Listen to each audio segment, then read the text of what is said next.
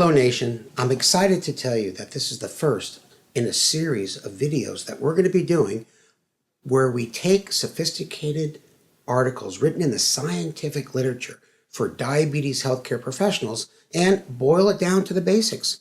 What was the study? What did it show? And how can it help you living with diabetes or someone that you love who has diabetes?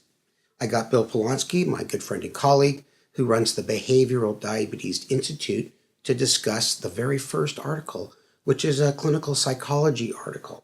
It's entitled, and when I read this title, you're going to understand why we're going to boil it down for you.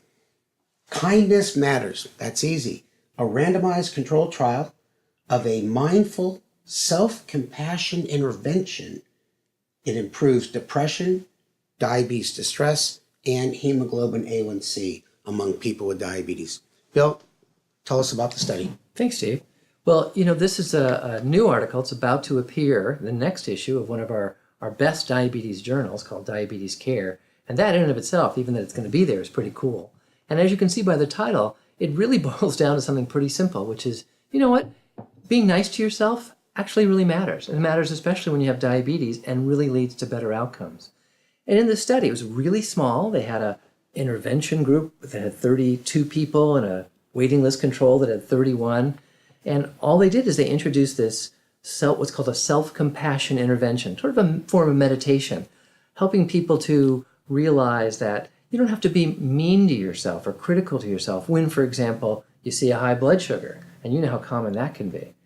Oddly enough, they never talked about diabetes. They just talked about, can you be kinder to yourself, especially around things where you might typically critique yourself. And we know that critiquing yourself that's the heart of why people get depressed and overwhelmed and stressed about their diabetes. Yeah. Well, you know what? You've always said to the crowds at our conferences, it's just a number. Doesn't reflect your personality. I don't even like showing my numbers when they're high. And the other thing that this study showed, they had a 1% drop in A1C, which is a lot. They didn't add any new medications or make any adjustments. And they lowered diabetes distress. Now, what's that? Well, diabetes distress is, again, the degree to which people feel kind of powerless and out of control with their diabetes. So it helped people feel less distressed, less depressed, and this enormous drop in A1C. We really need more studies. This one was so small, but wow, what a big finding, and how valuable that's going to be for us to consider that, we'll support the things that we do in our practices all the time anyway. If we can help people to find humor in diabetes, to be kinder to themselves, it doesn't mean they shouldn't be working hard to manage, but to be kinder to themselves when they get crazy numbers or when crazy things happen, and to realize that that's just part of diabetes, right? Yeah, the whole concept of self-compassion is new to me.